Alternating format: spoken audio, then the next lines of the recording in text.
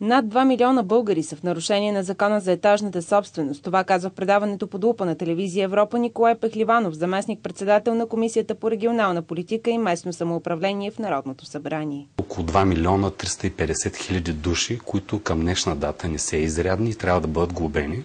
С колко? Сам по себе си този факт означава, че закона не е заработил.